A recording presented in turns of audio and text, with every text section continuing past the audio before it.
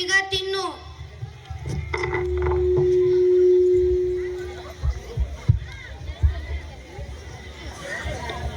ಅಮ್ಮ ಅಮ್ಮ ನಂಗೂ ಮೊಬೈಲ್ ಕೊಡಮ್ಮ.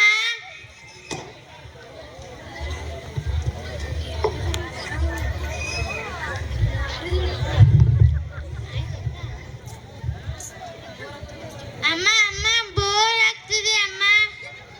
ನಿಂಗೊಂದು ಕತೆ ಹೇಳ. ಹೇಳು ಅಮ್ಮ. ಒಂದು ಊರಾಗ ಒಬ್ಬ ಗೋಲ್ ಇದ್ದತ್ತ. ಆ ಗೋಲ್ ಹಸುಗಳನ್ನ ಮೇಯಿಸಲು ಕಾಡಿಗೆ ಹೋದತ್ತ.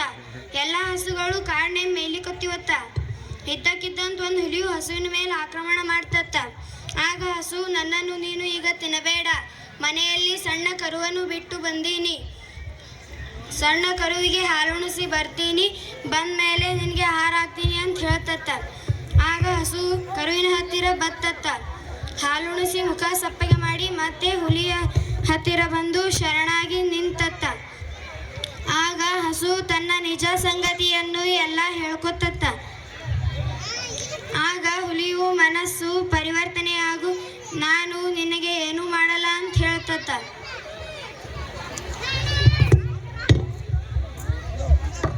ಗುಡ್ ಮಾರ್ನಿಂಗ್ ಕಂದ. ಗುಡ್ ಮಾರ್ನಿಂಗ್ ಅಪ್ಪ. ಮುಖ ನೋಡ್ಕೊಂಡಾದ್ರೂ ಗುಡ್ ಮಾರ್ನಿಂಗ್ ಹೇಳು. ಮುಖ ನೋಡ್ದೇನೆ ಗುಡ್ ಮಾರ್ನಿಂಗ್ ಹೇಳಿದ್ರೆ ಅದೇನು ಗುಡ್ ನೈಟ್ ಅತ್ತಪ್ಪ. ಸುಮ್ಮನೆ ಹೋಗಪ್ಪ. ಜಾನು, ಹಾ ಬಂದೇರಿ. ನಾನು ಕೆಲಸದ ಮೇಲೆ ಬಾಂಬೆಗೆ ಹೋಗುತ್ತಿದ್ದೇನೆ. ಬರೋದಕ್ಕೆ 1 ವಾರ ಲೇಟ್ ಆಗುತ್ತಿರಬಹುದು. ಮನೆ ಕಡೆಗೆ ಹುಷಾರು. ನಾನು ನೋಡ್ಕೋತೀನಿ.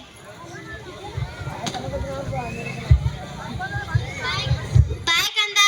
ಬಾಯ್ ಅಪ್ಪ. ಕಿಟ್ಟು ಅಪ್ಪ ಎಷ್ಟು ದೂರ ಹೋಗ್ತಿದ್ದಾರೆ, ಬಾಯ್ನು ಹೇಳಕ್ಕಾಗಲ್ವೇನು? ಹೇಳುದಲ್ಲಮ್ಮ. ಸರಿ ಆಯ್ತು, ಸ್ಕೂಲ್ ವ್ಯಾನ್ ಬರೋದು ಟೈಮ್ ಆಯ್ತು. ತಿಂಡಿ ತರ್ತೀನಿ, ತಿಂಡಿ ತಿಂದು ಸ್ಕೂಲ್ಗೆ ಬೇಗ ರೆಡಿ ಆಗು. ಅಮ್ಮ ನಾನು ಸ್ಕೂಲ್ಗೆ ಹೋಗಲ್ಲ. ಯಾಕೆ? ಅಮ್ಮ ನನ್ನ ತಲೆ ನೋವುತ್ತಿದೆ ಅಮ್ಮ. ತಲೆ ನೋವಾಗುತ್ತಿದೆ ಕಂದ. ನೀನು ಯಾವಾಗ ಮೊಬೈಲ್ ನೋಡ್ತಿಯಲ್ಲ, ಅದಕ್ಕೆ ನಿನ್ಗೆ ತಲೆನೋವು. ತಿಂಡಿ ತಂದು ಕೊಡ್ತೀನಿ, ತಿಂಡಿ ತಿಂದು ಮಲ್ಕೋ.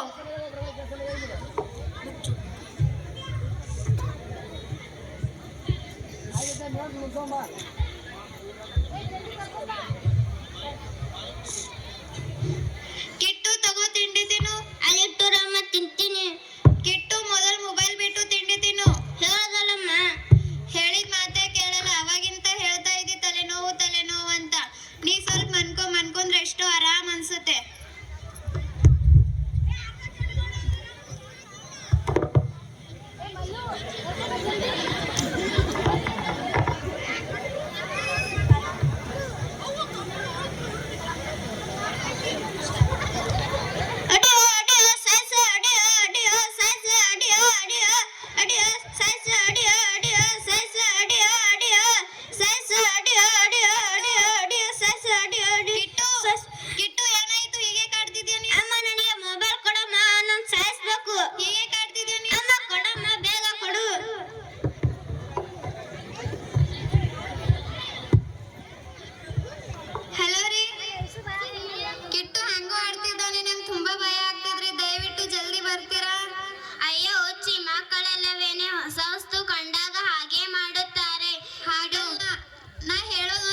ಕೇಳು.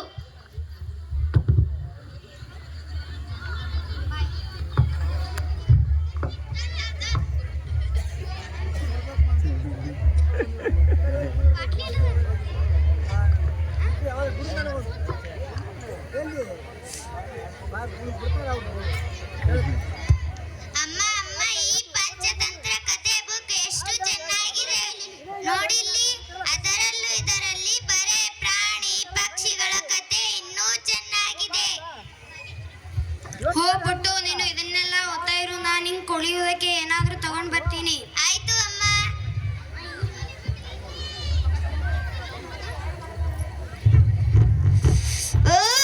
ನಮ್ಮಮ್ಮ ನನಗೆ ಫೋನ್ ಕೊಡಂತಾರೆ. ಏ ಕಿಟ್ಟು, ಯಾಕೆ ಓದ್ತಿದ್ದೀಯ? ಏನಾಯ್ತು? ಸುಮ್ಮನೆ ಹೋಗೋ. ನಮ್ಮಮ್ಮ ನನಗೆ ಫೋನ್ ಕೊಡಂತಾರೆ. ಅಯ್ಯೋ, 3 ಹೊತ್ತು ಬರೇ ಫೋನ್ ಇಟ್ಕೊಂಡಿರ್ತೀಯ ಅಲ್ಲ. ಬಾ ನನ್ನ ಜೊತೆ ಆಟ ಆಡು.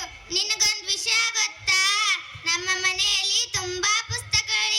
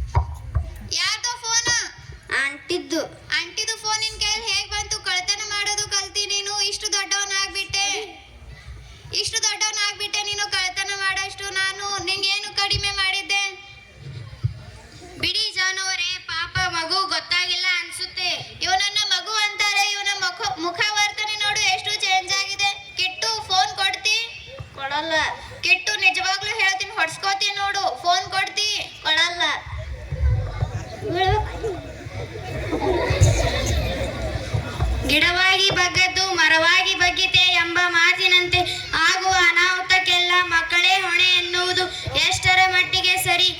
ಅವರ ಭವಿಷ್ಯವನ್ನು ರೂಪಿಸುವವರು ನೀವೇ, ಆ ಭವಿಷ್ಯಕ್ಕೆ ಮುಳ್ಳಾಗುವವರು ನೀವೇ. ನಿಮ್ಮ ಒಂದು